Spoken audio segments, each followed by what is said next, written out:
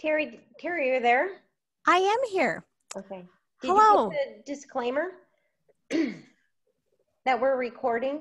Yes, I'll do that. So, hello, this is Terry Cammerzell, and I want to put out a disclaimer first on behalf of Creation Fellowship Institute that we are recording this event. So, I want to ask all of you who are on Zoom with us to turn off your microphones, and we also would like to ask you to turn off your cameras so that Pat is going to be the only one whose video is showing while he shares his presentation. So I am happy to introduce to all of you our speaker for tonight, which is Pat Roy. Pat Roy served at the Institute for Creation Research for 12 years as the Director of Broadcast Media. It was during this time at ICR that he and his wife created the Jonathan Park Audio Dramas, a creation-based audio drama heard by millions around the world. Pat has served as the director of Genesis Apologetics. He has traveled the nation speaking to hundreds of audiences of all ages about the importance of trusting God's word.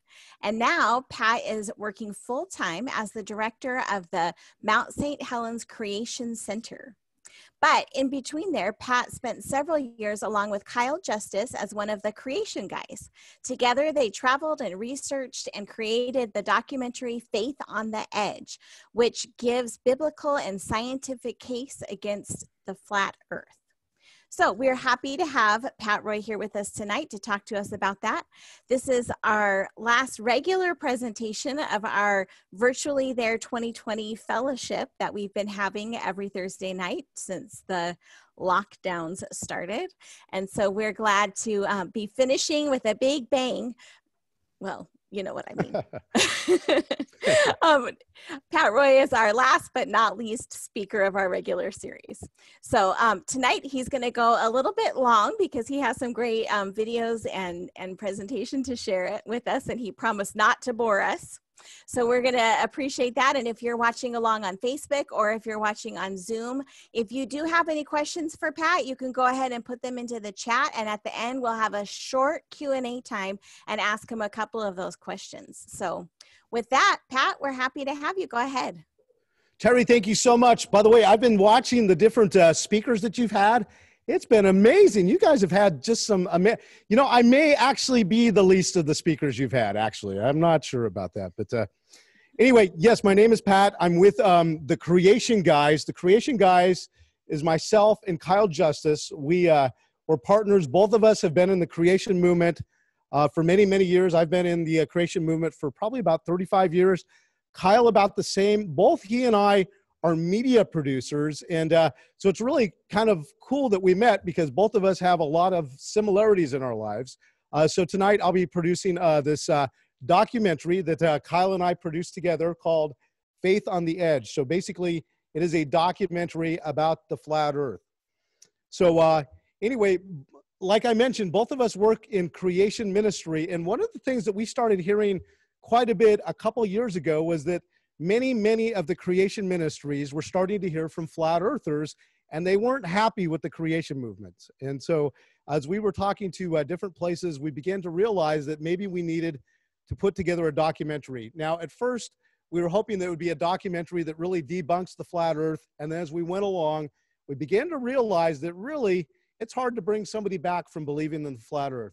Matter of fact, along the way, we contacted Answers in Genesis, Institute for Creation Research, CMI. We also talked to David Reeves and a bunch of other ministries that have tackled this subject. And the question I asked was, have you ever had somebody come back from the flat earth again? And the answer was, no, really.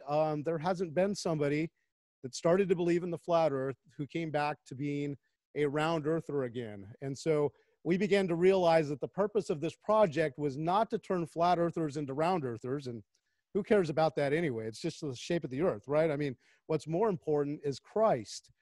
So we began to realize that more what we were doing was providing an apologetic so people would know ahead of time the evidence against the flat earth, so that hopefully if they heard about the flat earth someday, that they would choose not to go that direction.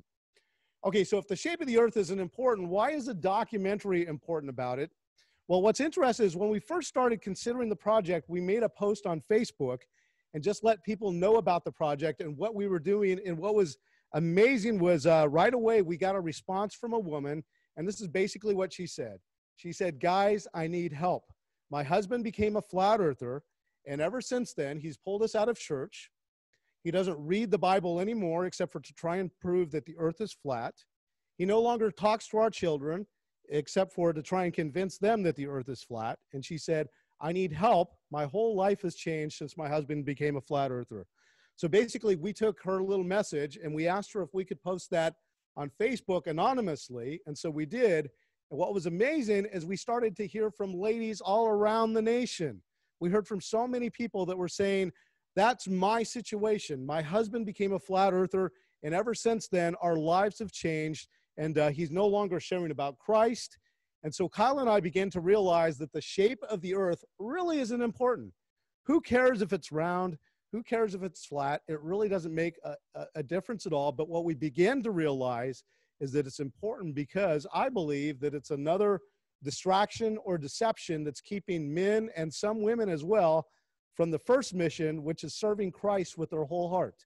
And so I truly believe that it's a deception that's going on. Well, tonight, I'm sure that there might be somebody there that's a flat earther. And if so, listen, I don't mean to I guess, make this like an argument. More, it's like what Proverbs says, 21:17. Iron sharpeneth iron, so a man sharpeneth the countenance of his friend. So listen, I love when Christians can debate, when it drives you deeper into the scriptures again and brings you closer to truth. But listen, I'm not here for a fight tonight. Really what I'm here for is just to provide some thoughts for you to think through. Well, now the flat earth is going huge. Matter of fact, there are believers around the globe that are actually becoming flat earthers. And so it is a huge movement. It's not a small movement.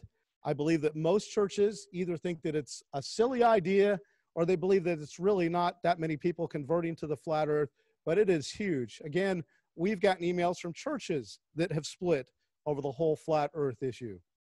Of course, millions of people are posting on social media. There are millions and millions of YouTube videos, Facebook posts, all kinds of posts on social media that are giving so-called evidence for the flat earth. So this is where a lot of this is being generated, is there are just a lot of content about the flat earth. Matter of fact, you can even take a flat earth cruise nowadays if you want to. You can sign up for a flat earth cruise. And with all the food on the cruise, maybe it should be the fat earth cruise if you eat all that food. But yes, you can go on a flat earth cruise. Not only that, but one thing that we heard from a lot is that there are flat earth dating sites. If your wife just doesn't become a flat earther and she ends up leaving you, you can actually go online and you can actually find another date on flat earth dating sites. So it's really amazing all of the things that are happening out there in the flat earth movement. I believe that more Christians are converting to the flat earth than any other time in history. I've spent lots of hours talking to a lot of flat earthers, became friends with a lot of them. Some of them are really awesome people. But I really do believe that more are converting to flat earth than any other time in history right now. They're having flat earth conferences. And so these are getting bigger and bigger. There are literally thousands of people that show up to these different conferences. You guys might have heard of Mike Hughes. He actually flew a rocket in the name of flat earth. Now, I don't believe he was actually a flat earther. I think he was using it as a promotional thing. He actually launched a rocket twice. The second time, he didn't survive it. And basically, his thing was, he always said that he was going to go up and show that the earth was flat and not round. Again, he didn't survive the second launch. So tonight, since I'm a media producer, I'm going to talk at you a little bit, but I promised you that I would not bore you. So from time to time, I'm going to drop into some media clips from our documentary. And so one of the things that we did when we first began this project is we wanted to see what the people out on the street were thinking about the flat earth. Many people these days are starting to believe that the earth is flat. What do you think about that? That's still a thing? It's round. You keep going around and around and around, man. It looks pretty flat to me, but I think it's round. Saturn's round, Jupiter round. Everything else is round. I was actually reading something the other day that said the Earth is in a donut shape. And the moon is a coffee cup. Right? You never know. It could be flat. I think that it's whatever they tell us it is. Okay, whatever they tell us it is. Yes. So, but there's some people that say round, some that say flat. What do you think? I think unless we actually go out there and explore it for ourselves, there's no way that we could actually know what it is. No, I don't think the Earth is flat. You think it's round? Yeah, I guess you're right. I guess it's round. Really? I just convinced you just like that? There's a lot of compelling evidence that the possibility that the Earth is flat, while in other cases the Earth is actually round. And the Bible doesn't really talk about the Earth being round. What shape do you think the Earth is? Triangle. I feel like that'd be a tough sell. You think it'd be a tough? I bet it's not as tough as you would think it would be. I don't know. I think the Earth is definitely round. For people that believe the Earth is flat, maybe that's true. It wouldn't be the two different shapes at the same time, though. Is that what you're saying? I don't know. I mean, our personal beliefs create our realities, I guess. So I think it can kind of be both at the same time.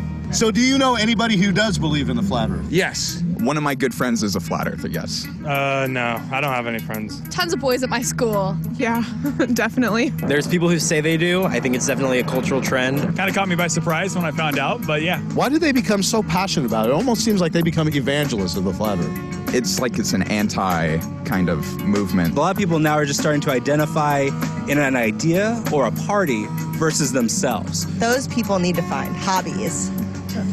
Maybe that is their hobby. Oh, okay. Is using your own observations. Why do you think the Earth is round? Well, I can... I know, that got me right there. Why the Earth is round?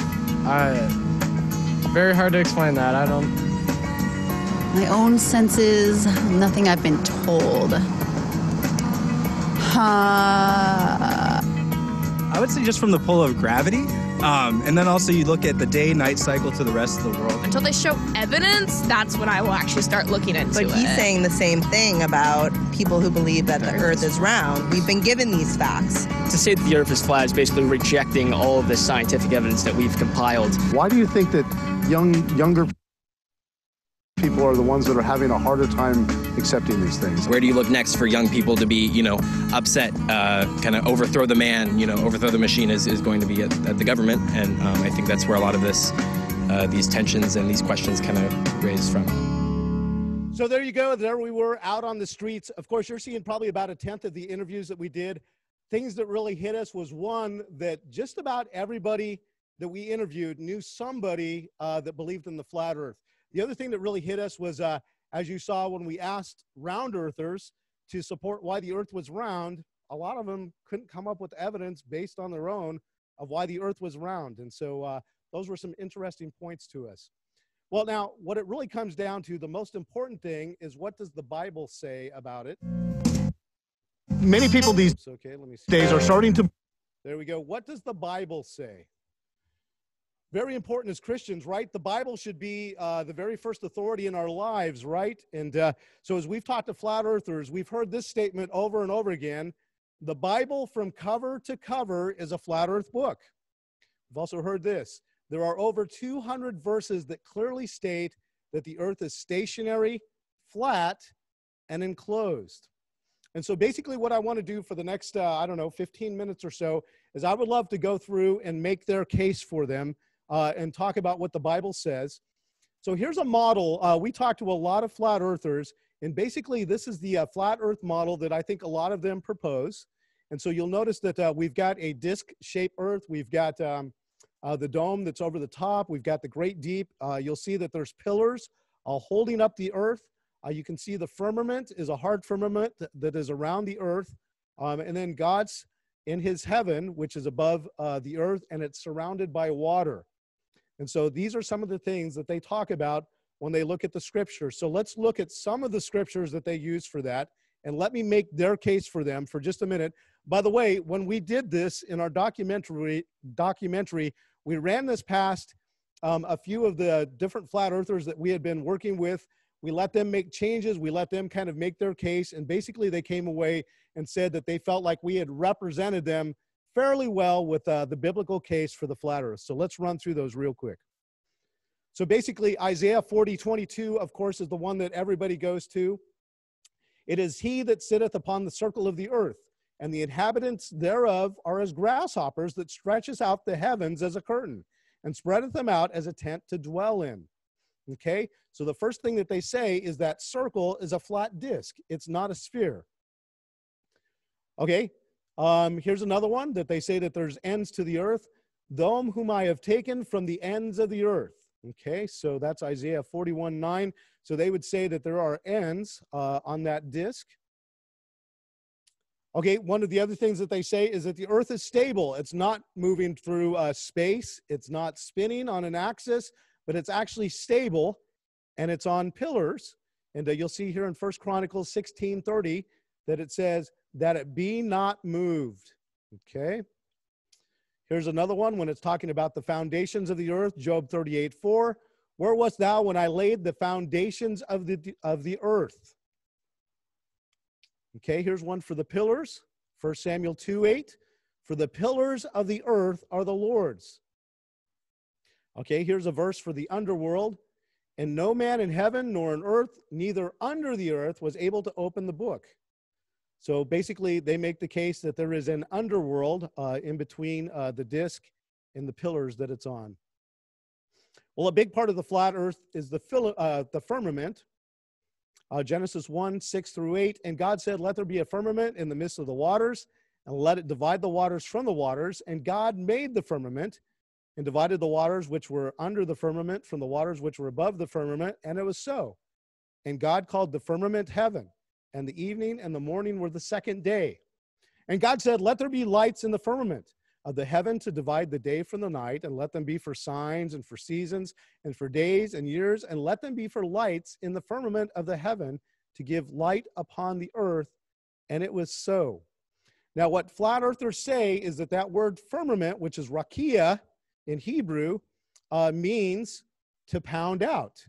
And so basically what the case that they make is that that dome is actually made out of a possible hard material.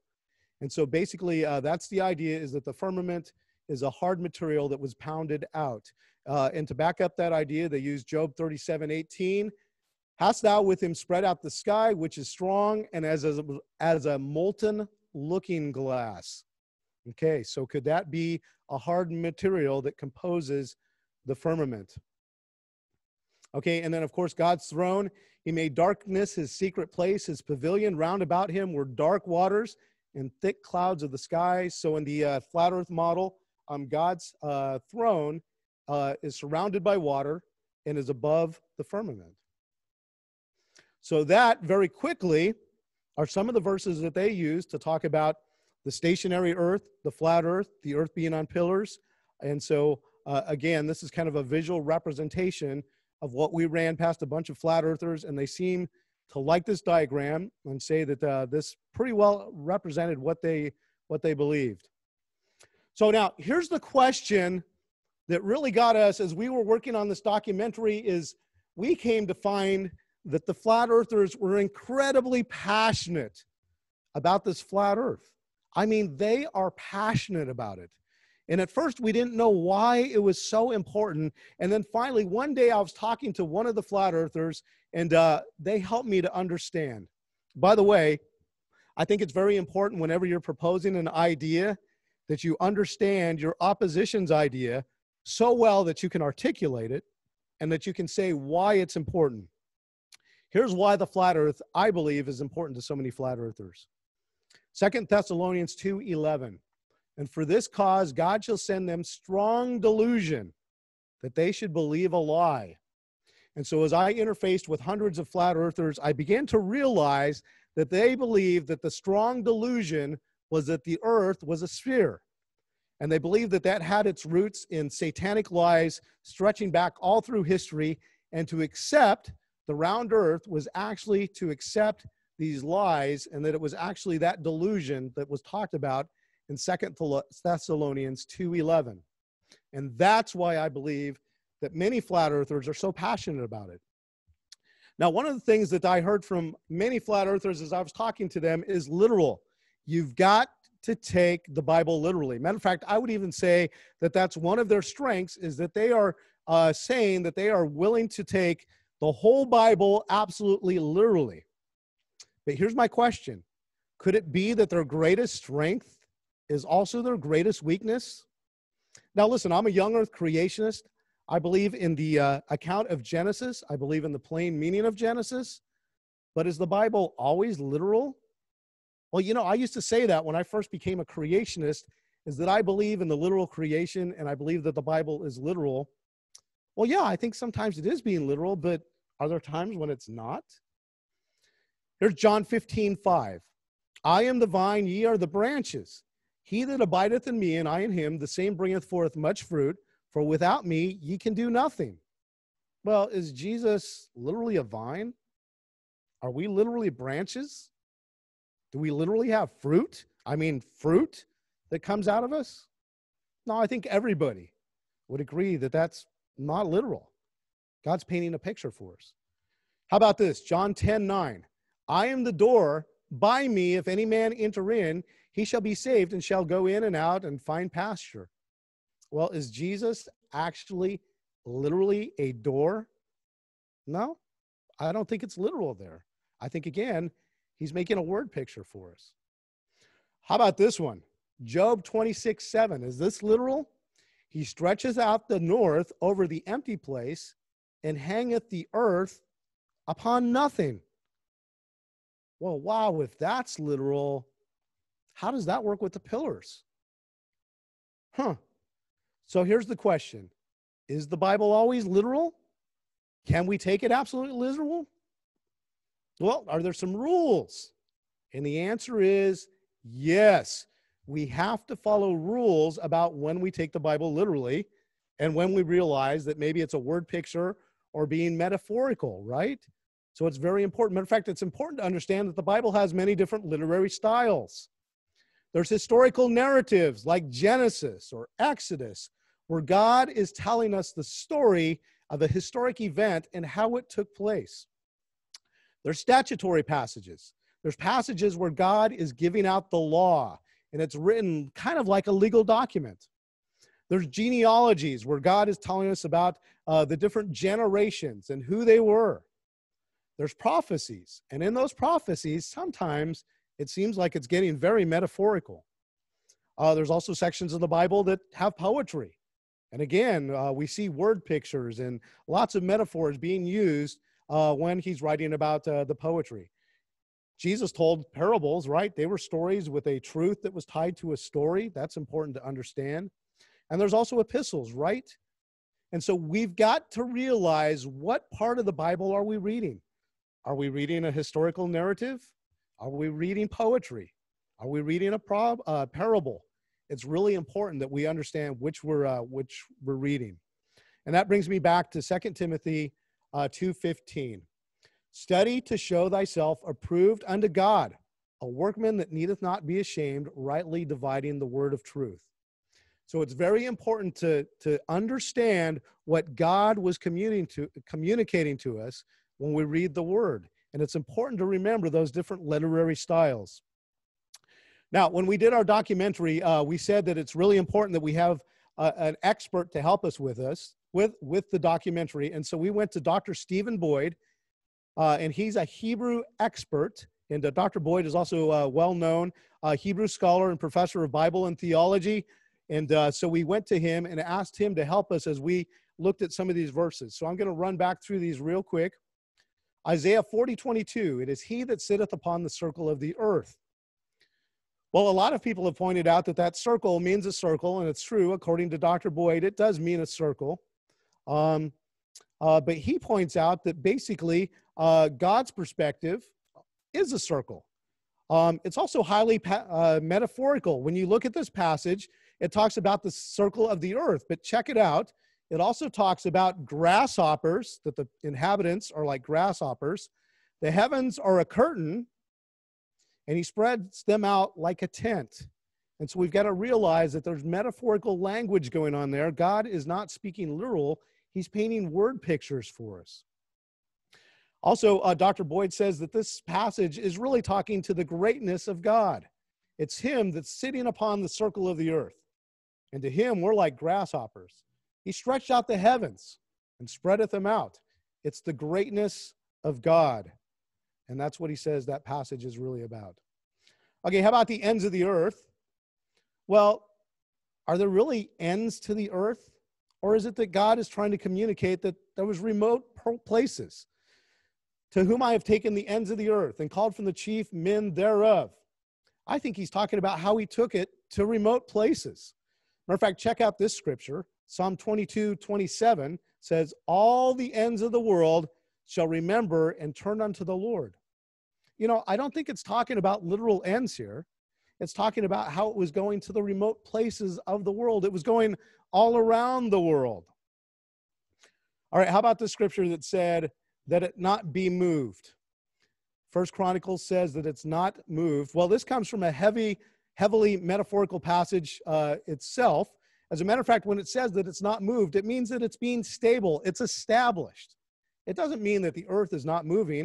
Matter of fact, here's a verse, a couple verses down. It says, then shall the trees of the wood sing out at the presence of the Lord. Well, are trees literally singing? No.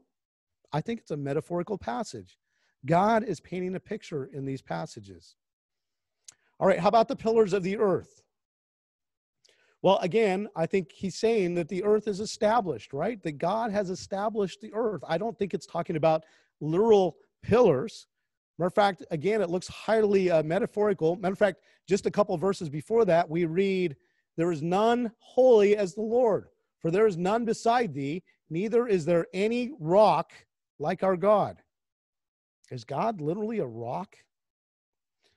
Okay, the firmament. Remember that the flat earthers want to translate firmament as to pound out.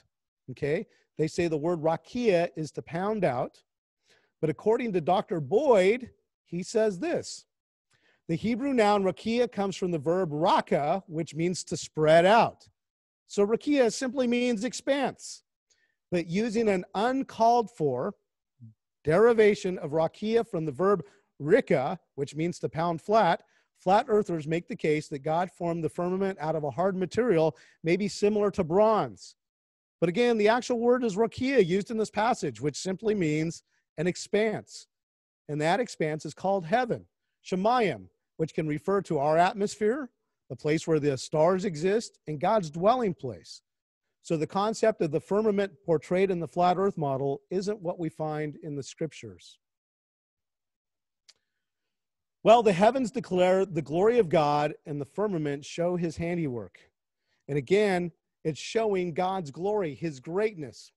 As a matter of fact, when I began this project, one of the things that I began to realize is that the universe is never ending. It just keeps going and going and going. It's so big that we as humans don't even understand it.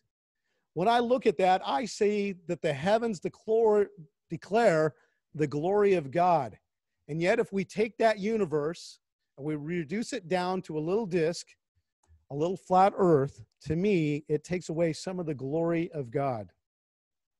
Well, I said that the flat earther said that there's 200 plus flat earth verses.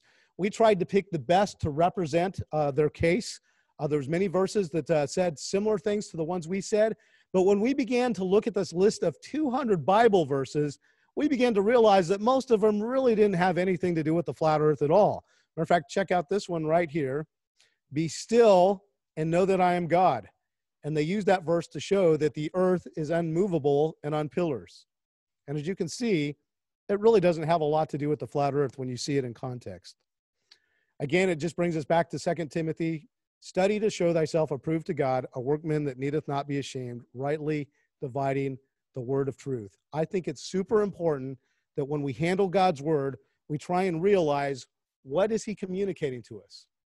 And when we may take verses literal that are not meant to be literal, we begin to talk about trees that sing, rivers that clap their hands, that God is a rock, Jesus is a vine, we are branches. We can get into trouble that way. And I guess our biggest concern is I'm getting to be an older guy, and through my life, I've seen movements that on the outside look very biblical. They use the Bible, and yet the way that they interpret the scriptures actually leads you to some very wrong heresies. I saw that with the end of the earth proclamations that were being made. I've seen that with other cultic groups they use the Bible, and people read the word and they say, wow, this is such a biblical movement. But in reality, it's actually taking them away from the truth of the word. After all the study I've done, I kind of believe that this is where the flat earth is at. I truly believe that they're using a lot of scripture. It sounds so noble to say that you've got to take God's word literally, but in the end, I think it's deceiving many people as to what the Bible has to say. Well, let's turn from scripture and talk about God's word and God's world. Should God's word and God's world be in harmony? Yeah, they should be in total harmony with each other because God created both the word and the world. And what that means is that we should be able to go out and investigate the world and see that it's right in harmony with God's word. And so we can go out and explore. Here's some favorite verses I have. Nehemiah 6:9, thou, even thou art Lord alone. Thou hast made the heaven of heavens, with all their hosts, the earth, and all things that are therein, the seas, and all that is therein, and thou preservest them all, and the host of heaven worshipeth thee. So we can go out and explore creation, and it should lead us to worship the Creator. Check out Proverbs 25:2. It is the glory of God to conceal a thing, but the honor of kings is to search out a matter. I think God is well pleased when we go out and search his creation, and we can learn truths about the Creator from his creation. So both the Bible and the scriptures, both the scriptures and the world have to be in harmony with each other because they've got the same author. Romans 1:20, for the invisible things of him from the creation of the world are clearly seen, being understood by the things that are made, even his eternal power and Godhead. So again, we can go out and search creation, and we can find out truths about the Creator. So I think it's not wrong for us to search and learn what we see from exploring the world. Well, as we made this documentary, we asked Dr. Danny Faulkner, an astronomer from Answers in Genesis, to join us. And basically, I'm going to have some clips from Dr. Faulkner as we go along. We're grateful for Dr. Faulkner's help. Matter of fact, he's written a book recently about the flat earth, and he's really the expert on tackling this flat earth thing. And so that's why we wanted to have him as part of the documentary that we were making. Now, when it comes to the flat earth, I would say that one of the best proofs for the flat earth was first proposed by this guy, Samuel Rowbotham. And basically, he did an experiment called the Bedford Level experiment. And basically what he did was he went out to a very straight, very flat stretch of river. And basically what he decided is that he was going to have a friend in a rowboat go out with a flag. And his friend went out 6 miles from where he was. And then he used a glass to be able to see him. And his thought was, if the earth was round, the curve, he should be on the other side of the curve, and he shouldn't be able to see his friend in the rowboat. However, if it was flat, he should be able to see him. And so this is an incredible experiment because it should actually end that if there was a curve, he shouldn't have been able to see his friend. If you go a mile, you get a drop of curvature of 8 inches. So if you mount a telescope 8 inches above the surface of the water, then in a mile's distance, it would be tangent to the Earth's surface, and then it would start to fall away beyond that. And each mile, it's 8 inches squared. So after 2 miles, it would be 4 times 8, which is 32 inches, a little less than 3 feet. And then it would be 6 feet at 3 miles, and so forth. By the time you get out to 5 miles, 6 miles, the curvature would be, close to 20 feet or so. Thank you, Dr. Faulkner. So Rowbotham wanted to test that idea. And he reasons that if the Earth is curved, he should not see the boat, he shouldn't see the person in the boat, he shouldn't even see the mast with the flag on it. Well, lo and behold, he sees the mast, the flag, the boat, the person, he sees every bit of it. So here's the question was, why was he able to see it? I mean, if he saw the rowboat 6 miles away and the curve wasn't blocking it, was he right? Was the Earth actually flat? Well, when we began to make this documentary, we decided to do our own Bedford Level experiment. This is part of the Columbia River at Astoria before the river goes into the Pacific Ocean. And this area right here, way across from just a little to my right where there's a foundation and a bridge and such, all the way to where nearly the river goes in is 6.8 miles. Now, what's special about that? Well, at 6.8 miles, that's a little longer than they actually did for the Bedford level experiment. That's right. I think what I'll do is I'll go up to the top of the rocks, which should be above 10 feet. Okay. I'll wave the flag. We'll see if you can see it. Yeah.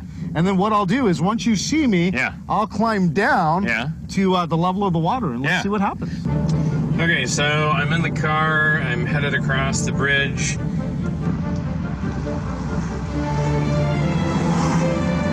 Okay, so I finally made it here to the bridge, and I'm just going to wait now until Kyle calls me more than 6 miles away across the bay. So we're here to recreate the Bedford level experiment, and we're not the first ones to try and do this. As a matter of fact, if you watch on YouTube, there's a lot of different people that have done this, but a lot of them are done by shooting a laser across the body of water. Well, there's lots of problems with that. The first one is there's a lot of refraction that happens with the light, and it messes up the experiment. Also, what starts off as a little dot with a laser, by the time you get miles and miles away, can actually become very, very big. I'll get all my gear in here, and we shall head out to the sand to try and get Pat on the line. Here's that big lens. So the way we came up with the idea for the flag is one day I was watching a YouTube video, and they had guys with a camera on one side of a body of water, and then the other team was in a helicopter, and basically the helicopter was going lower and lower, and when this guy with the camera could no longer see the helicopter, they radioed each other, and the helicopter was actually a long ways away from the shore.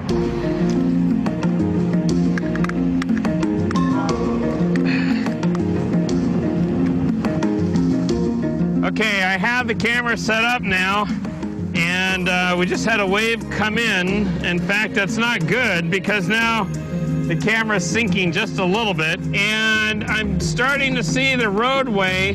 That's amazing. Almost 7 miles. A little bit of detail. It's rather windy, so it's a little jumpy. Oh, here he is. Hello.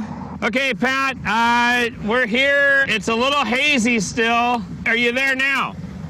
I'm as high as I can go, but again, I'm about 20 feet off the water. I'm not seeing you. I am right at the end of the bridge. I don't know. I'm kind of wondering if I need to go up higher. Whoa, this puppy is a heavy, heavy setup. Hello? Okay, Pat, I'm seeing cars way over there. I'm just not seeing ya. Okay, question. Do you see radio towers behind you? Yeah, there are radio towers way behind me on the other side of the bridge. I can see. I don't see how you can see that. It seems like the bridge is in your way. Nope, I can see them. As it turned out, the towers were another 7/10 of a mile past Pat, and both men hoped that such a visible landmark would help Kyle find him. I'm having a hard time finding where the bridge starts and the land ends. For that reason, Kyle gave it one more try by moving a little higher away from the water. I'm still holding the flag. I've got it spread between my two arms. I personally don't think you're getting enough definition on the camera for this to be able to work. Yeah, I don't think we're going to get it. I don't think so either. It was becoming very obvious that things were just not working out. You know, we gave it a shot, so there you go. Kyle and Pat were bummed out that they had put so much effort into this experiment, just to have it end like this. But then, as God often does, he was about to grant them victory in the midst of failure. So after looking at the footage in the studio, I came back the next day just to look at these towers, because I was really curious. How tall were they? And what was the distance of the alternating colors, and how many colors were there? And I'm looking now. These towers have a brown base, and then they go up alternating colors between red and white, red and white, red and white, and red, with a signal light on the top. But these towers behind me, I think, gave a really good clue about the curvature of the Earth. The bottom of the base of the left tower was about 4 feet above water level. The brown steel base is 7 feet tall. Each painted section is almost 28 feet in length. Using Google Earth, they learned that Kyle was exactly 7.52 miles away from the left tower. He moved to 3 different locations.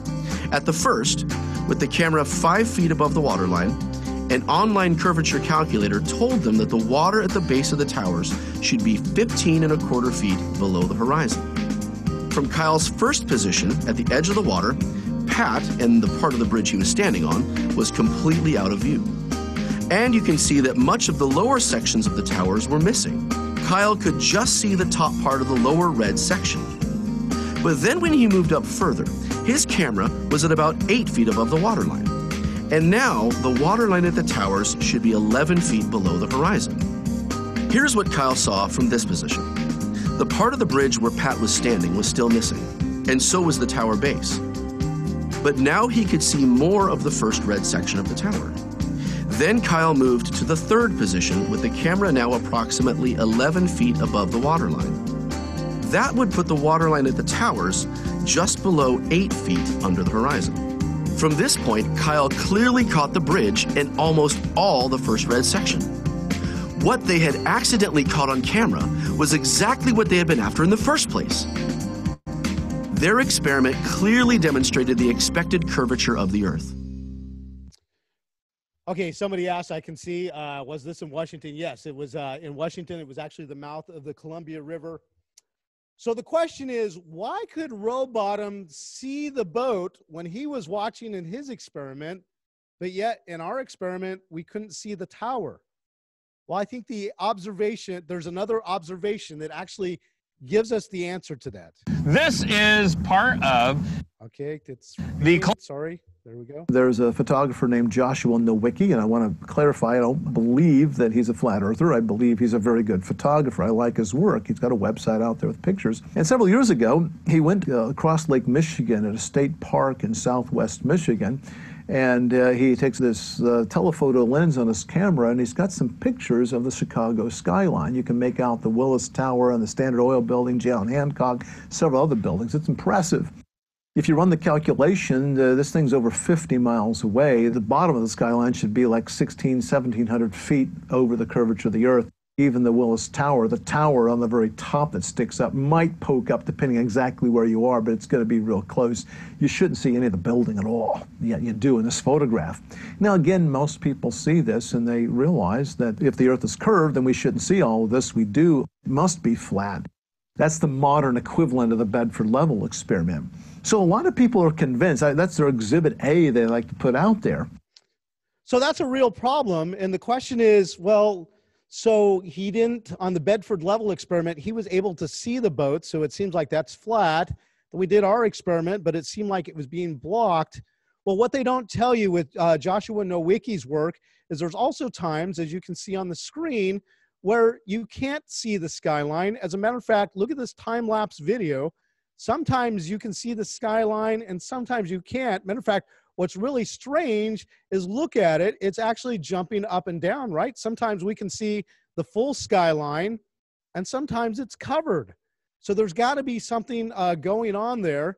And the answer actually has to do with the temperature of the water. The weather conditions are vitally important here because every one of these photographs, and in fact the Bedford Level experiment that Rowbottom did a century and a half ago, they were all done in the summer or in the spring sometimes when you get temperature inversion. We all know that with increasing altitude, the temperature gets less and less. If you've ever driven up the side of a mountain, when you get at the top of the mountain, it's pretty chilly. And so if you go down from the top down towards the ground, the temperature will increase all the way down. Except if you're doing this in the summer or spring on a warm, clear day, and you're doing it over water. Because see, it takes a long time to heat water up. It's got what we call a very large specific heat. You ever notice that it takes a lot of time to get water to boil on the stove? It's because it requires a lot of heat to make water do that. So the point is, in the summer and the spring, a large number of bodies of water, such as bays and oceans and Great Lakes and so forth, they remain kind of chilly. Now, the air that comes in contact with that water will get chilled, and when that gets chilled, you'll end up with a layer of cooler air across the water, and then warmer air above that, and then the temperature will decrease as you go higher. So the question is, how does that allow the light to bend? I mean, how does light go around the curve of the Suppose you have an object sitting over here like the skyline of Chicago, and light rays start to come out across, running pretty much tangent to the Earth's surface of the Earth at this point. Now, if the Earth is curved, then that moves tangent, it will start to climb, it ought to try to climb up out of that cooler air into the warmer air above.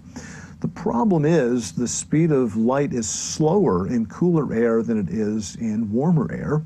And whenever you have a light, any wave phenomenon really, going from one medium to another where the speed of the wave is different, you'll get this curving that will take place, and it will curve back into the medium where the speed of the wave is slower, so the light will bend around the curvature of the Earth. So think about this. The flat earthers will show videos of different places like the Chicago skyline and many others. You can watch all kinds of YouTube videos where they show that you can see long distances away, and they make the case that the Earth would have to be flat because we don't see the curve.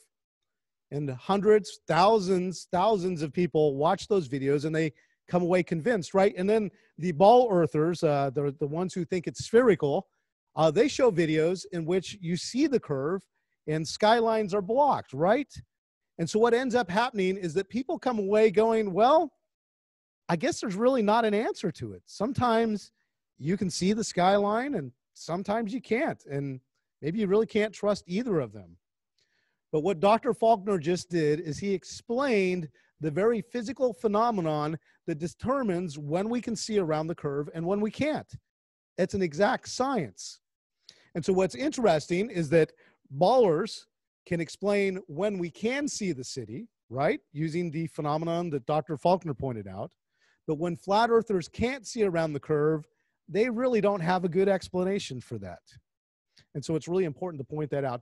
By the way, check this out. Here's some pictures taken by Dr. Faulkner. He used a camera and a very large telephoto lens to take a picture of this, freighter. And you can check it out as it's turning to go away from Dr. Faulkner as he's taking the pictures. You can actually see that it's dropping below the curvature of the Earth. And so I think it's pictures like this where we say, that's amazing because it clearly shows that there's a curve. Now, flat earthers will come along and look at pictures like this and others, and they say that there's some kind of an atmospheric phenomenon that's causing it to happen, but they really can't explain it. Now, when Dr. Faulkner explained the reason that we can see a skyline, you'll notice that he gave us the specifics on the actual phenomenon that was taking place. I noticed a lot of times when flat earthers try and explain pictures like this, they say that it's some kind of an atmospheric phenomena, but they really don't have a really good scientific answer for that. Well, sometimes we can see over the curve and sometimes it can't, but it's not unknown. We totally know the science behind it. Okay, we are running out of time. I'm going to keep moving real quick. Let's talk about the flat Earth model. Basically, what they believe is that there's a disk. They believe that the sun and the moon are traveling in a circle, a circuit over the Earth. I began to learn that they believe in different seasons that varies, that orbit that it takes. Now, when I think about the flat Earth, the thing that I think that they cannot answer, which is so simple. Matter of fact, there's some very simple things that disprove the flat Earth. The first one, in my opinion, is the sunsets. Now, think about it. What they say is if you've got the flat Earth, here's my really professional model, and you've got the sun that's traveling around in a circuit, really, we should never actually see the sun go over the horizon. Well, again, they try and explain that with some atmospheric phenomenon, but they really don't explain it very well. They don't give any really scientific answers. They give some suggestions on how that happens. Also, I watched one YouTube video, and there's several like it, where they tried to show how it looked like a sun was setting, even though it didn't. And basically what they did was they drew a sun on a piece of paper, and then they had this camera, and they had a tabletop, and basically what they did was they moved the picture of the sun further and further away, and what it looked like from the camera was that it was actually setting over the edge of the table. Well, now, a lot of people have been fooled by that. a lot of people have told me that that's proof that in a flat earth it can look like the sun is setting. But the problem with that is they've actually got the camera lower than the table. Of course you're not going to see it. And so in my opinion, it's really just kind of a deception with that. The way that they should really do it is lift the camera above the tabletop and then move the picture of the sun further and further away. Now think about this. In the flat earth model, if that is traveling around in a circuit like that, when it's further away from us, the sun should appear smaller. And then when it's directly overhead, it should appear much larger than that. So here's the question. Is that what happens? Because in a round earth model, the sun should stay the same brightness as it crosses across the, not the same brightness, but the same size. And Dr. Faulkner gives an answer to that. Well, I can take their own numbers, their model, and I did this for the conditions at the winter solstice at midnight. If the flat earth model is true, then the most distant place the sun could be from me in Kentucky would be at midnight on December 22nd. The sun would be way over here. I take their numbers, I do the calculation, and I find the sun would be like 14.5 degrees above the horizon. Why don't I see that spot in the sky? It just doesn't work because of that. So as a matter of fact, Dr. Faulkner did an experiment with that. Does the sun stay the same size across the sky? They were to within a millimeter, the same diameter, less than 1% difference between the two. So when you look at the images that he took with the experiment he did, the sun does stay the same size as it crosses across the sky. And that's a real problem for flat earthers. Here's another one. Again, going back to my professional flat earth model here. Remember what they're saying is that the North Pole is in the dead center, and then you've got the South Pole, which is a bunch of impassable mountains, okay? So this is the South Pole. Now what's interesting is if you were at the Antarctica, okay, you should not be able to see the sun. Now remember, in a round earth model, basically what happens with the tilt is that at the right time during the year, as that's spinning, you would actually be able to see the sun 24 hours a day from near the South Pole. But in a flat earth model, there's no way that that would work because remember, the South Pole is out here. As the sun is traveling around, there's no way that you would see it for 24 hours. So the question is, can we see the sun for all 24 hours at the right time of the year near the Antarctica? And actually, there's a man by the name of Anthony Powell, and basically they were to within a million. They were, and you can see what he's done here is he has set up a camera jib. It's got the watch there, so you can see the actual time, and it's also got a tracker, so it's following the sun. And as you watch this, it's making an absolute, complete 360-degree circle. And basically, this in itself proves the flat earth wrong. In fact, this is so devastating to the flat earth that they claim that this video is fraudulent. But what's amazing is Anthony Powell has challenged anybody to go and shoot the same video, and if he was proven wrong, he promised that he would pay the expenses for their flight to go on the trip to find it out. In my opinion, this video all by itself completely annihilates the flat earth idea.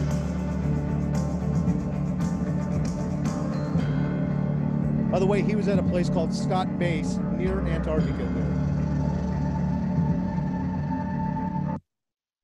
Okay, I'll keep moving because we are running out of time. Okay, let's talk about the moon from the flat earth. Now, something that's interesting is I talked to lots of flat earthers. They've got different models, right? So different ideas about the sun, different ideas about the moon. But one of the common ideas was that the sun was more like a spotlight and the moon was its own spotlight providing its own light. And basically flat earthers have said that there's a huge conspiracy that the moon is not actually reflecting the sun's light, but that it's producing its own light. And one of the evidences they use is they note that the light from the moon is different than the light coming from the sun. I brought a reflector, a moon, nice. Yeah. And pretend this is the moon, it's reflecting. Now I'm gonna try and aim this just right. Whoa! Wow. Wow, isn't that bright? This was a brilliant idea. Yeah. Is this reflector generating light? Well, it's bouncing off of it. It's reflecting the sun's light. It is. Oh, sorry. Could you Don't move mean to that blind down? you. Thank you. Sorry. Now, a good point about this is the light that you're getting bouncing off of here. Sorry, you like that? Is that thank you very much. Okay, my turn. No, just kidding. The point is, though, is this is kind of a silverish light. Right. And so you're going to get something that reflects the color temperature that is on this. In the same way, the moon reflects a reflection of the properties of the surface of the moon. Right. That's one of the things that some of the flat Earth proponents have said, is that when you look at the moon's light, it's different than the sun's light. Well, that's true. It is because anything reflecting the light is going to absorb some of the light reflect other parts of the light. So the light would be different. It would. That would be coming from the moon. It would. I'm going to put this away so you don't feel like I'm going to get you anymore. Thank you. There we go.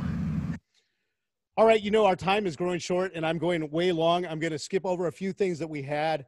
But here's the one thing I've learned during this project is that many times flat earthers were using rescuing devices. Well, what's a rescuing device? Well, when it comes to creation versus evolution, I feel that the evolutionists are using rescuing devices many, many times, right? How did non-living materials become alive? Well, life formed on the back of crystals. Well, okay, that's a great rescuing device, but is there any real evidence for that? Or what about comets? Comets indicate a young Earth, right? Is there a source for comets? Well, they come up with the idea of the Oort cloud, right? And so again, it's a rescuing device. It's ways to tell a story to try and solve the problem without there really being any facts. And so listen, when it comes to the sunset, when it comes to the fact that constellations are different in different hemisphere, stars turn one direction on one hemisphere, the other direction on the other hemisphere, when it comes to seasons and satellites and so many myriad of problems, the thing that I learned was that flat earthers had a rescuing device for all of them. And they were a story to try and get out of the trouble without actually scientifically solving the problem. And so that is what I came across many, many times, are rescuing devices. My next section was going to be on the Apollo moon missions. I think I'm going to pass past that. That is a big topic. Many flat earthers, well, of course, all of them, I believe, deny that the Apollo moon missions happened. So I think I'm just going to keep going right past that.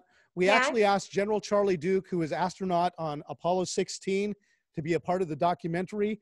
He clearly says that he saw a round Earth. But again, they say that those pictures and that those missions were a fraud. Here's kind of a saying that I came up with during the project. Here's what I heard from flat earthers all of the time. How do you know that the Earth is flat? Because there's no credible evidence to show that it's not flat. Well, how do we know when evidence is credible? Well, of course, when it shows the Earth to be flat. I noticed that there was a lot of circular reasoning like that. Listen, I'm going to skip over because we are almost out of time and I wanted to save the best for last. Actually, and Pat, just to make sure that you know, you can have up till 8 o'clock. So I want to invest it wisely. I've got a great little segment I want to show you. And so Kyle and I produced this documentary. And again, if you would like to know more about the Apollo moon missions, we put together a whole section on that. If you'd like to see more about that, you can take a look at our documentary. But an exciting story I wanted to share is we were almost done with the documentary and we were praying about it. And we said, well, Lord, what do you want from us next? Is there anything else that you want in the documentary? And it was kind of amazing. We were contacted by a guy by the name of Victor Brewer of Aerial Image Solutions.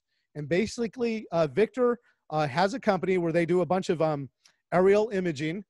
And basically, he told us that he had spent quite a few years and a lot of resources trying to debunk the flat Earth, and that he was going to be doing a weather balloon launch. And we were so excited about that, we said, boy, that's got to be on the documentary. And so we put out a fundable campaign, and some very generous people, including Calvary University, actually paid for our plane tickets and our hotel. And we got to go out and join Victor Brewer and his team for this historic weather balloon launch. Now, we'll talk about it a little bit in the segment I'm going to show, but as soon as you say weather balloon launch, the first thing that flat earthers say is, Well, it's going to look round from up in the atmosphere, right? Because you're using a fisheye lens. Well, this experiment was a historic experiment because it had never been done before. We weren't just trying to get a picture of the Earth. We were actually measuring the drop away.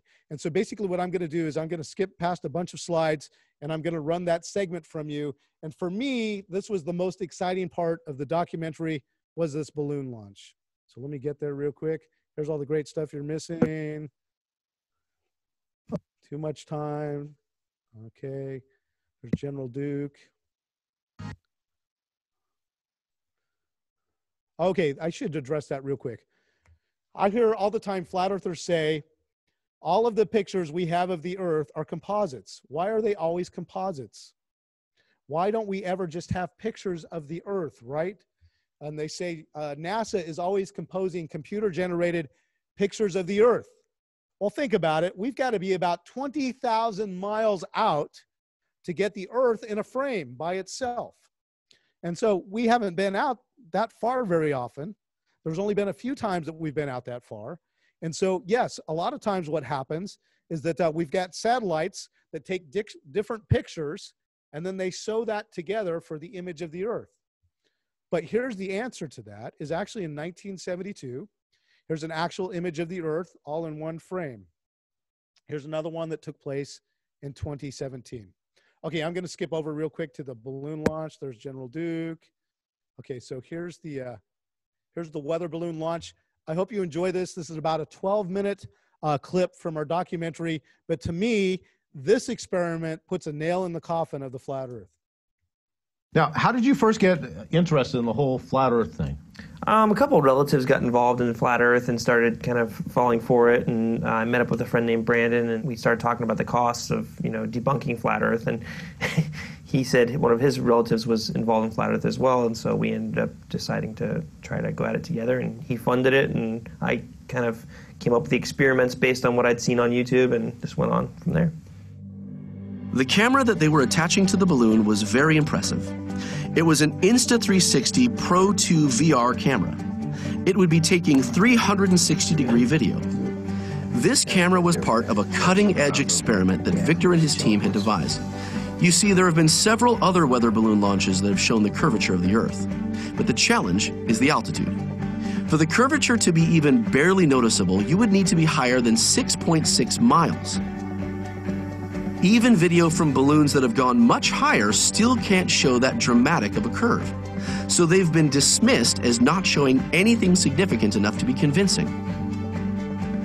Another tact to disprove previous balloon launches has been to point out that the cameras have a fisheye lens that just create the illusion of a curve. As a matter of fact, when Kyle and Pat first announced the news that they would be going to Victor's balloon launch, the skeptics were already calling out fisheye before the launch had even happened. What's never discussed is that it isn't a mystery. We can know the specific distortion of a lens and correct for it, but that just doesn't make for a convincing argument. Every single lens has a certain amount of distortion, and you can find the lens that has the very least amount of distortion, but it's still pretty difficult to say, hey, this has no distortion. It's like a lawyer in a court of law, if they can prove within a reasonable doubt, that there's distortion in this lens, we can't know for sure the curvature is actually caused by the curve of the Earth, and the whole point is trying to prove this beyond a reasonable doubt. Right. We're treating it like it's a court of law, and in a court of law, they could easily say, hey, distortion. And to solve all these problems, Victor and his team have invented a new experiment that they were just about to launch. A lot of times when we send up weather balloons, people want to see that curvature of the Earth. It almost looks like the images that we'd see from the space station, right? But a weather balloon can't get up far enough to see that dramatic curvature, right? No so a lot of times when we've had weather balloons in the past, people have looked at that and said, well, that still looks awfully flat. And so you realize that problem, and you realize that a better way is, instead of trying to see the curvature, which you're not going to get that high, but what you will get is you'll get the drop away, and there's an exact science to measuring how much drop away you get. So the concept behind this is you have nowadays what are like 360 panoramas, and so everyone knows Google Street View. Google Street View is a panorama, and everyone's familiar with being in Google Street View. It's like you're at a place. The problem is you can only look in one direction at once. So I laid in bed at night thinking, like, how do I view the entire horizon, until I realized, when I'm editing these 360 panoramas, basically that 360 view unwraps to be a 2:1 ratio image. And what you can do with that is the horizon, all the distortion from the horizon, all the curvature basically goes into the top and bottom, and you're left with a straight line for the horizon. Right. So what you do is that horizon line is representative of 360 degrees. You can take one at ground level or at 200, 400 feet, and you can see that it's pretty much the panorama is half sky and half land. And if it's half sky, half land down near the ground, essentially what you have is you have a base starting point. And then you go up in altitude and you see if you have more sky than Earth. Now, if you have the same amount of sky as you have of Earth, there's a real problem there. But if you have less Earth and more sky, you know that there's drop away occurring. And if there's drop away occurring, that can't occur on a flat plane. So Kyle, here we are at the launch site. Is this cool or what? It is amazing. It's beautiful out here, beautiful. I know the weather is exactly what we hoped it would be. Well, they're getting the tanks out for the hydrogen. Don't be smoking near the tanks, would you? Yeah, I wasn't planning to. I never have myself. So nice, okay. I understand. Good. So they're going to be then filling the balloon with the hydrogen, and then it goes up after that. So we're excited. We're here to see that happen. Since Dr. Faulkner had played such an important role in this production, Kyle and Pat invited him to join them, and they were delighted when he showed up. You have spent a lot of time talking with people who believe in the flat Earth. Mm-hmm. And you see all the time when you see the weather balloons go up and you kind of see the curvature a little bit, they always claim fisheye lens. Mm-hmm. Well, doing it this different way, why should it be 50% of both? If you've got a flat Earth, the horizon doesn't curve away. It keeps going out, and they would say the edge of the Earth is 10, 12, 15,000 miles away, wherever you are here in North America probably. It's going to remain horizontal. If you get up even 20 miles out of 10,000, it's barely going to rise at all. But if it is curved, it doesn't go straight out, it bends downward. And that's what's going to happen here if the Earth is spherical. The moment had finally come, and Victor asked his daughter JL to help him release it. All right, 3, 2, 1, let go. Then it was time for the team to jump into their vehicles and begin the chase. They were able to follow its path using a tracker app on their phones. As it turns out, the balloon was in flight for about 2 hours and traveled about 96 miles. We tracked it all the way, and then we started to see it descending. I had Victor telling me the altitudes while he was talking to me on the phone, and he was kind of telling me exactly where to go. Once it dropped, he sent me the latitude, longitude coordinates, and I just punched those into the GPS, and it led me out to this house right here. Excellent. And then where did you find it at specifically? Right in the middle there in this field area. The balloon actually came down on your property, right? Yes, it did. Now, how did you find out about it? Well, I had this guy pulled up the driveway, and he told me what he was doing and said there was a balloon up here in the field. And he went up there and he found the balloon, and I couldn't wait for him to get back so I could see what he found. It had been a textbook launch, uneventful flight, and ended in the perfect landing. So what were the results of our balloon launch? Here's the actual footage captured by the camera. Remember, this video was shot in 360 degrees, but we can only show you one angle at a time. What we see certainly appears to show the curvature of the Earth. But again, many in the Flat Earth movement will cry out that it was a fisheye lens. Yet, this camera doesn't utilize just one lens. It was comprised of a spherical array of 6 lenses, which capture a 360-degree equirectangular panorama. You may see some distortion due to the lens. Therefore, since we want to present an airtight case, we're not putting forth this video as evidence for the curvature of the Earth. Now we'll rotate the camera angle upward to catch the amazing moment when the balloon burst, and the camera started its free fall back to Earth as the parachute deployed, delivering it to the place we found it at the ranch in Switzerland Township. Remember, the purpose of our experiment was to determine if we could capture evidence of drop-off due to curvature. If the Earth were flat, there shouldn't be any at all. As the balloon rises, the horizon would continue to stay absolute dead center in the middle of the image. In other words, there would be equal amounts of ground and sky, regardless of the altitude. However, in a spherical Earth model, as the balloon rises in altitude, the horizon would move downward to show more sky than ground, revealing drop away, indicating that the Earth is curving downward. By the way, this is a claim made again and again by flat earthers, that the horizon rises to meet your eye. But the problem is that most of us never get high enough to be able to test this idea. The Earth is so huge that we'd have to go so far up that it's not really possible. And even then, the drop-off would be so slight that we probably wouldn't notice it. But with our experiment, if there really is drop-off, our 8K camera could clearly catch it by comparing a photo taken at low altitude and then comparing it to one at the peak of flight. There are 3 different ways the altitude of a balloon can be determined: a system based on GPS, the ascent rate and time, and finally, triangulating from known objects on the ground. Any one of these can independently determine the height of a balloon. Unfortunately, during our flight, the GPS-based system failed to work, so the height was instead confirmed by Victor's team using triangulation. It turned out to be roughly 120,120 feet, or 22.75 miles. Remember, if the Earth is flat, the horizon should stay exactly in the center of the frame. We basically see that in this picture caught at roughly 4,000 feet. Notice that the horizon is in the dead center, but because it comes from a 360-degree image, all the distortion is pushed into the top and bottom of the image. Now look at this image taken at our peak altitude of 22.75 miles. When we compare the two, we can easily see drop away. There's more sky on the right of the picture than the left. As the balloon increases in height, the horizon was dropping further and further away, so the horizon doesn't rise to meet your eye, like claimed by those in the Flat Earth movement. So the experiment failed to prove the Flat Earth model, but how do the results compare to the Round Earth idea? Based on the known circumference, we'd predict that the horizon would be at a 6.1 degree angle from center at the balloon's maximum height.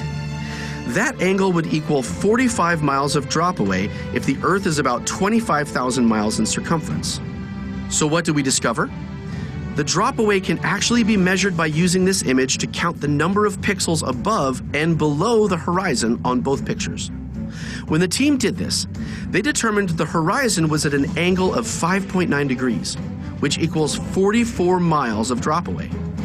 These numbers aren't exactly what we had predicted, but it's within 3.9% of error, which isn't bad. We believe the numbers can vary a bit because it's hard to tell the line between the horizon and the cloud cover above. So Victor and his team experimentally disproved the Flat Earth meme that the horizon rises to meet your eye and successfully confirmed the curvature of the Earth. Again, this is an experiment that's never been done before. While flat earthers may still call out fisheye, which isn't even relevant to this experiment, it used a method based on actual numbers and measurements. And it delivers a serious blow to those that believe the Earth is flat. That was the balloon experiment. That was one of the funnest parts of making the documentary. Just an incredible time. Anyway, that kind of ends my presentation. I'm sorry that I had to skip through some of the slides there. Did that, it would stop the PowerPoint. So I guess basically I want to conclude by saying again why this is important, and then I guess we'll do questions. Again, Kyle and I, when we first started this, we did not realize how deep this rabbit hole went. We had no clue that people were so passionate. We had no idea that so many people were committed to the flat Earth. Again, I spent probably way too much time, hundreds and hundreds of hours, talking to flat earthers, and I love their heart. I love their passion. I love that they want to go for the truth, no matter the cost to their reputation or anything else. But in the end, I've come away convinced that the flat Earth is a wrong idea that's distracting people from the real truth. And again, we've seen some fruits from flat Earth that don't look good. We other people talking about the damage to their family. Is the shape of the Earth really important? No. Not really. But what is important is we don't want Christians distracted by things that are not true that's taking them away from the truth of the gospel. And I guess that's kind of my conclusions after working on this project for a very long time. And I guess at this point, we'll take some Q&A. I'll do my best. I've got to tell you, this project was actually probably about 2 years ago. It seems like maybe since that last video, you might have backed away from your microphone a little bit. So you just seemed a little quieter. So. Okay, is that working? I think I can hear you. Hopefully everybody else can hear you. Okay, then. I know that there were a couple of questions about where things were, but one of them, I don't know if you saw this one, it says, the video that showed the sun going around, can you tell who did that video and where people can see the rest of it? Right, he's not a believer. His name is Anthony Powell, and he is a documentary producer. He's done a lot of work down in the Antarctica, near the Antarctica, and he, when we first contacted him, we said, your video is incredible. Can we have permission to use it? And he said yes. So anyway, if you Google him, you want to Google Anthony Powell, the Flat Earth, Antarctica, and it'll probably pop right up. Okay, and just a reminder, if you guys have questions, whether you're on Zoom or on Facebook, go ahead and put them into the chat. We do have a little time left, so Pat? Okay. So if you could see, I've literally got the Zoom commando center here. I've got 3 screens. I've got microphones, amplifiers, lights. I tried my— You want to go ahead and repeat why it was what you just said at the end about, well, we see if somebody can type some questions. Yeah, I see that there's one about gravity. Yeah, John Pat skipped the gravity slide. Yes, I'm so sorry. I packed in way too much for tonight. But yes, think about gravity. Flat earthers need to deny that gravity exists. And the reason why is because we know from all the physics and everything how gravity works. And when you've got a round, huge body, a sphere, like the Earth, we can predict gravity. Well, everything that we predict from gravity works pretty well with that spherical Earth. And so flat earthers oftentimes will deny that gravity is really a thing. And basically what they do is they find quotes on the internet where people say that gravity is so complex, we really don't understand it. We're still trying to understand it. All of that's true, but I guess you got to think about it. Physicists all the time are incorporating gravity into their equations to predict all kinds of things. So yes, we may not understand everything about gravity because many times things that the Creator has done are so far beyond man's understanding. So yeah, there's a lot to understand about gravity, but actually we do know enough about it that we can make predictions about it. And those predictions are a very long way to try and have a rescuing device for their flat Earth model. Definitely. And Pat, you know, we have a special guest with us tonight, one of our previous Creation Fellowship speakers, John Harris, who's the director of Living Waters Europe. He's visiting from the UK via Zoom. So I think he has a couple other questions. He went ahead and turned on his microphone and camera, so he's going to chat with you on air here. Hi, Pat. It's great to hear your presentation. It was absolutely brilliant. Sorry you couldn't take all day. We could have loved to hear everything you had to say.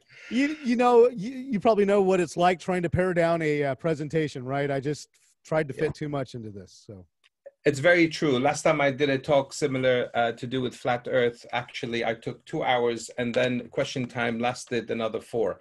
So another 4 hours? Another 4 hours. You know, I believe that actually. By the way, it's been interesting. Every time that Kyle and I have presented this in person, by the way, we go out as a team, and it's kind of fun because we team present when we do this presentation normally. And boy, that is the same thing that we have found is that, John, there is so much passion, so much interest in this. Every time we've spoken on it, the audience has been fully engaged. And then usually the Q&A, like you said, goes for hours. So there is some real passion on both sides with this issue. And Pat, have you noticed the rescuing device for the gravity, denying gravity, is to use buoyancy and density? Have you come across that? Right, exactly. Matter of fact, that was one of the sections in the PowerPoint that I cut out is Dr. Faulkner explains that very specific thing is that many of them try and answer it with buoyancy. And they say, when we see things float in water and that type of stuff, those are the type of things that we see when we see things that look like gravity. But then Dr. Faulkner goes through and explains, no, actually gravity, we understand pretty well. We can calculate things based on gravity. Yes, and of course, if buoyancy and density is the answer, then that means the heavier air goes down. That's why lighter things like helium will go up, and the opposite happens when you have heavy objects. The air goes up and the heavy object comes down. And of course, when that happens, I ask the flat earth believer, well, what would happen if there is no air at all? Because you can produce a vacuum in a chamber. You can take all the air out. And of course, the majority of them tell me, well, if that happens, of course, whatever is inside the vacuum would just float because there's no air to go around. But that's an easy experiment you can do. You can get those chambers and take all the air out. And even a feather, this is an experiment I did, will go straight down. In fact, it falls even faster. Right. And of course, there's no explanation why the feather or any object doesn't sort of why down, why not sideways, up or down, because air is all around us anyway, right? Because gravity is the reason why things go down. Right. So buoyancy and density, and of course, have you heard of the principle of acceleration? They think the Earth is accelerating upwards, and that's how they're keeping their movement. That aren't familiar, they would say that we're on the flat disk, and basically what's going on is we're accelerating upward, and that's what's keeping us on the Earth. Oh boy, the problem with that is it needs to be constant acceleration, and within just a very short time, you would have to be moving at almost light speed, right? So there's some real problems there. But John, here's what I found in dealing with flat earthers, is they distance themselves from the Flat Earth Society. Yeah. As soon as I say Flat Earth Society, they actually say to me, those are a bunch of round earth trolls that are trying to make us look bad. And so, John, you've probably found the same thing, is we have stayed away from what the Flat Earth Society says. Matter of fact, on the first cut of this documentary, we actually had a section in there explaining the accelerated disk and gravity. And boy, we had so many flat earthers so upset at us and said, you're just creating a straw man. We don't believe at all what the Flat Earth Society. I find the Flat Earthers argument, the Flat Society's arguments, much more convincing than the ones that I reject. I think the acceleration idea would be a more convincing argument, but of course that creates other problems for the Flat Earther, because the Earth is supposedly not movable. It's the foundation firm, and you can't have it accelerating in any. And again, you'd be moving faster than the speed of light, not very far into that model. So, John, kind of what I found is that. You've got the secular flat earthers and you've got the Christian flat earthers. Yeah. We talked to both. Originally in our documentary, we were going to cover both camps, but then we realized that our real heart was just to reach Christians. And so we decided not to really talk about the secular flat earth movement at all. But yeah, there's two different camps there. And then we found, probably like you have as well, John, each one of those camps is splintered into several other camps, right? And by the way, we noticed that once you get into flat earth, then you start to get into a whole bunch of things like, and so it was really kind of an interesting journey for us talking to the different flat earthers. Have you also found out that they get very confused, these two things, flat or that kind of thing? They kind of confuse those models together and right. Assume. Yeah. In other words, once they take one, then they jump on the other. Yes. Yeah. Yeah. We found that those go together, and of course they would have to, right? Because their model is the flat earth on pillars, right? And then you've got God's throne above it. Of course, that's the whole universe right there, right? So, and where are these pillars? Well, that's exactly right. I mean, there are some creationists that believe in pillars. They believe that the earth has pillars, but they refer to them as the some sort of foundation under the crust of the earth. But of course, the flat earther would say there are some pillars, and the answer to what is the flat earth resting on is I don't know, because nobody's gone there to view it. So there is a lot of I don't know and appealing to mystery. And it's not very good science, of course. And many of them also complain, saying, well, we don't have funding to go and find out and send out rockets into space. Therefore, we can't prove our position, or we can't go out there and prove our principles, therefore what we believe must be true. And so it's very backwards thinking, and it's so complicated, because if they can't prove it, then they obviously are hard done by, and it's not their fault that they can't. So yes. Right. And so, John, a lot of times the way that goes too is that it goes back to what I was saying, is that they believe that it's a spiritual deception, right? Yes. So basically, a lot of times when I talk to a flat earther, what they say is, why don't you just believe the Bible, take the literal position of the Bible, just trust the Bible? And you're exactly right. When you present them with evidence to the contrary, it always goes right. So if I've got pictures from NASA that show a round Earth, obviously those were faked. If I launch a balloon and I show reason why, other than it contradicts what their belief is.